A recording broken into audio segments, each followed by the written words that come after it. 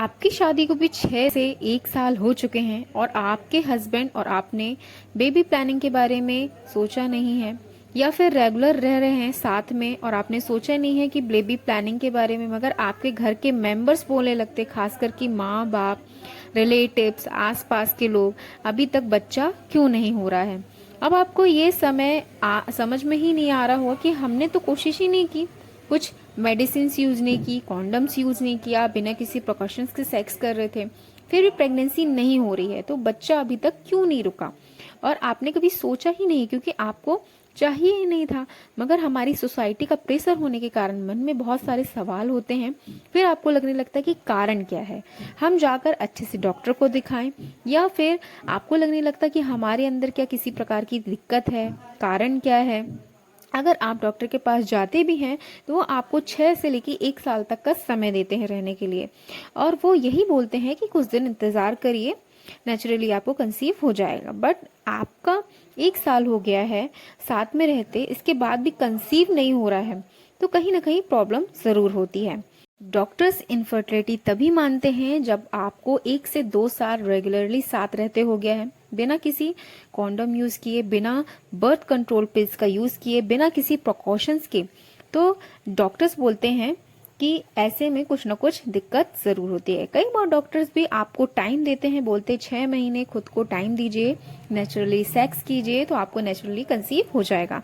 मगर इसके बावजूद भी कभी कभी नहीं होता है, कुछ कारणवश इसके बाद भी नहीं रुकता है, तो कहीं ना कहीं आपके मन में लगता होगा कि क्या दिक्कत है।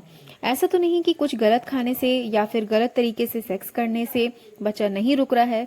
ऐसे कई बार आपके मन में सवाल जरूर आता होगा। तो चलिए आइए जानते हैं कि प्रेगनेंसी ना होने की वजह क्या होती है। तो सबसे पहला ये होता है कि कई बार सेक्स करने से आपके हस्बैंड का जो पानी है वो पूरा बाहर आ जाता है, तो बच्चा कैसे रुकेगा, ये सबके मन में सवाल होता है कहीं ना कहीं, क्योंकि सबके साथ ऐसा ही होता है। चलिए आइए बताते हैं, अगर महिलाओं के मन में ये सब सवाल होते हैं तो किस कारण से होता है और किस कारण से ये पूरा पानी बाहर आ जाता है। ये सेक्स का रास्ता बंद है, या फिर हस्बैंड का स्पर्म खराब है, या फिर सीमन अंदर नहीं जा रहा है। तो बहुत ही कॉमन क्वेश्चन है, सभी के मन में सवाल आते होंगे। तो स्पर्म वो होते हैं जो कि मिलियंस में होते हैं, मगर जो सीमन है वो 3 ml, 5 ml, 2 ml का भी होता है। ये आपके सीमन पर डिपेंड करता है। सीमन उस लिक्विड को बोलते हैं जो कि सेक्स करते टाइम, इजैकुलेशंस के टाइम निकलता है। उसके बाद उसके अंदर जो कीटाणु होते हैं वो स्पर्म होते हैं, जो कि लाखों करोड़ों की संख्या में होते हैं, तो उसे ही स्पर्म बोलते हैं।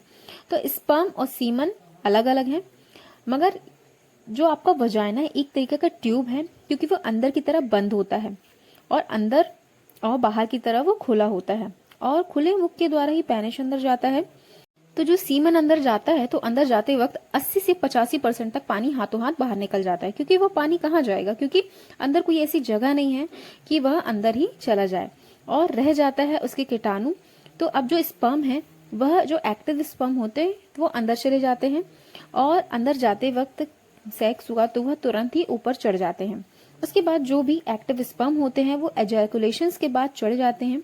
10 से 15 मिनट का टाइम लगता है फिलियोपिन तक पहुंचने में, वो पहुंच जाते हैं। अगर उसके बाद भी आपकी प्रेगनेंसी कंसीव नहीं होती तो कहीं ना कहीं दिक्कत होती है। या फिर आप ऐसा कर सकते हैं कि 10 से 15 मिनट तक आप लेटे रहें तो जल्दी भी प्रेगनेंसी रुक जाएगी, या फिर कमर के नीचे तकिया का भी सहारा ले सकते हैं। मगर इन सब चीजों से कुछ नहीं होता। अगर स्पर्म एक्टिव है, स्पर्म में कोई दिक्कत नहीं है, तो वो ऑटोमेटिकली ही ऊपर चढ़ जाते हैं, कोई प्रॉब्लम नहीं होती है। प्रॉब्लम तब होती है जब आपके स्पर्म एक्टिव ना हो, उसमें एस्थेटिक स्पर्म होते हैं जो कि वीक होते हैं, यानी कि ज्यादा मोटे नहीं होते, पतले होते हैं। इसके लिए हस्बैंड का ट्रीटमेंट दिया जाता है, हस्बैंड का स्पर्म एनालिसिस किया जाता है, अगर इसमें कोई दिक्कत होती है तो मेडिकेशंस दी जाती है, और कभी कभी IUI द्वारा ही ट्रीटमेंट दिया जाता है। और जिनकी स्पर्म क्वालिटी खराब होती है तो उन्हें उनकी स्पर्म क्वालिटी को इम्प्रूव किया जाता है, उन्हें टैबलेट वगैरह दी जाती है। और जिनका टेस्ट अभी तक नहीं हुआ है, डॉक्टर के पास आप जाते हैं और डॉक्टर आपको ये बोल देते हैं कि सब चीज़ आपका नॉर्मल है, आप सेक्स करिए, नॉर्मली कंसीव हो जाएगा। तो ये नहीं कि आपको पैर ऊपर करके लेटे रहना है और उल्टा पुल्टा सेक्स करना है, ऐसा बिल्कुल भी नहीं करना। ध्यान है, आप एक काम कर सकते हैं कि सेक्स करने के बाद 10 मिनट आराम कर सकते हैं, लेटे रह सकते हैं, और जो स्पर्म है वह अपने आप ही ऊपर चढ़ जाएगा। सेक्स के अंदर एक इंपॉर्टेंट चीज होती है, क्योंकि एक चीज होती है कि डीप पेनेट्रेशन। अगर हस्बैंड के इरेक्टेशन प्रॉब्लम है, जो कि पेनिस में अच्छे से इरेक्टेड नहीं होता है, तो ऐसे में वजाइना में डीप पेनेट्रेशन ना होता है। डीप पेनेट्रेशन अगर आप पेनिस वजाइना के मुख तक, जहां लाइन दिख रही है, वहां तक पहुंच नहीं पा रहा है, तो आपको डीप पेनेट्रेशन की दिक्कत होती है। अगर आपकी डीप पेनेट्रेशन अगर अच्छी है, अगर पेनिस आपका वहां तक उस लाइन तक पहुंच रहा है, तो कोई दिक्कत नहीं है। आप सेक्स के बाद उठ सकती हैं, खुद को वॉश कर सकती हैं, कोई दिक्कत नहीं है। ये तो हो गई सेक्स के बाद। दूसरा, एक खान पान डेली रूटीन कैसा होना चाहिए। खाने में आप सब कुछ खा सकती हैं, किसी ऐसा कुछ नहीं है कि कोई चीज खाने से आपको प्रॉब्लम होगी, दिक्कत होगी। खाने में आप सब चीज शामिल करें। विटामिन ए की जो टैबलेट है, क्रीम है, वो उसका यूज ना करें, क्योंकि इससे बच्चे में एबनॉर्मलिटी हो जाती है। और आप जो खाना खा रहे हैं उसमें सबसे ज्यादा आपको फॉलिक एसिड्स खाइए। इसमें आयरन का सोर्स होना चाहिए, आयरन भरपूर मात्रा में होता है फॉलिक एसिड्स में। जो आप चाहती है कि जल्दी कंसीव हो जाए, तो वो फॉलिक एसिड्स खाइए। टैबलेट भी आप खा सकती हैं। प्रेगनेंसी के 3 महीने पहले से आपको शुरू कर देना है। फॉलिक एसिड से बच्चे की ग्रोथ अच्छी होती है, उनकी रीढ़ की हड्डी मजबूत होती है। तीसरा है कि आप जो स्मोकिंग ड्रिंकिंग करती हैं, तो वो छोड़ दीजिए। आजकल क्या होता है कि वेस्टर्न कल्चर चल रहा है, तो यूथ ज्यादा से ज्यादा यह चीज फॉलो करते हैं, जिससे कि स्मोकिंग ड्रिंकिंग ज्यादा बढ़ गई है। तो जो लेडीज है कंसीव करने की सोच रही हैं, वो अल्कोहल स्मोकिंग छोड़ दें। अगर आप छोड़ नहीं सकती हैं, तो बहुत सारी मिनिमम मात्रा में पिएं। कोशिश करें कि ना ही पिए तो ज़्यादा अच्छा है, मगर आपकी आदत है थोड़ा बहुत पीने की, तो आप थोड़ी कम मात्रा में पीजिए। जो वाइन होती है आपके लिए सेफ होती है, तो आप उसका थोड़ा सा पी सकती हैं, मगर कोशिश करिए कि आप इन सब चीज़ों से दूर रहें अगर आप कंसीव करना चाहती हैं तो। मगर ये कोशिश करिए कि आप किसी भी तरीके का अल्कोहल ना पीजिए, क्योंकि बच्चे में एब्नॉर्मलिटी और नुकसान पैदा करता है।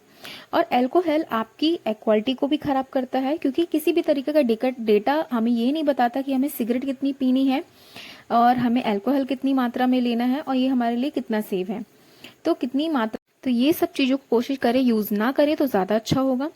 थोड़ा अपनी डेली जो रूटीन है उसे सुधारिए। रेगुलरली बेस में एक्सरसाइज कीजिए, क्योंकि आज के टाइम में सब कुछ कोई ना कोई काम कर रहा है, बिजी लाइफ स्टाइल है, तो उन्हें कहीं ना कहीं टाइम नहीं मिल पाता।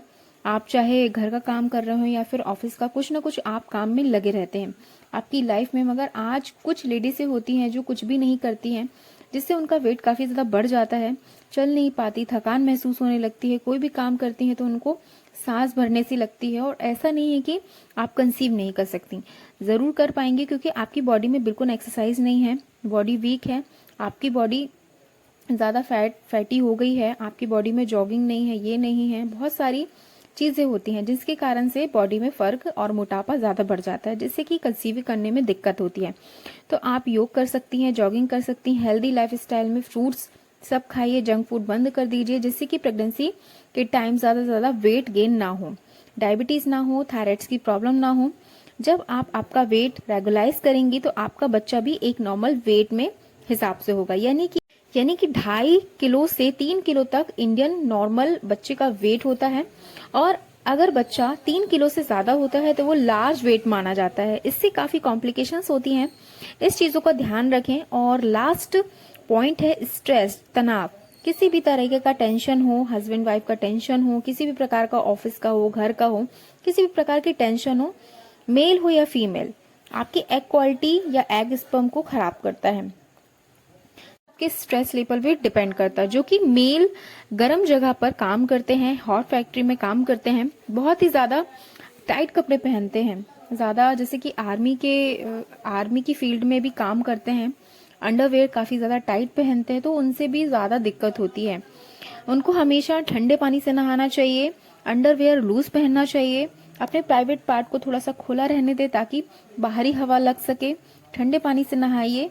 और ऐसा मैं इसलिए बोल रही हूँ क्योंकि इसके जो स्कॉटम है, जो आपकी कौड़ियां है, वो खराब ना हो। अगर वो खराब हो जाएंगी तो आपकी सीमन की जो क्वालिटी है वो खराब हो जाएगी, स्पर्म अच्छे से नहीं बनेंगे, और सारी जो छोटी छोटी जो चीजें हैं कंसीव कैसे करें, कंसीव करने में क्या दिक्कत है, किस वजह से प्रेगनेंसी नहीं रुक पा रही है, तो ये सारी चीज़ें मैंने इस वीडियो में बता दी हैं।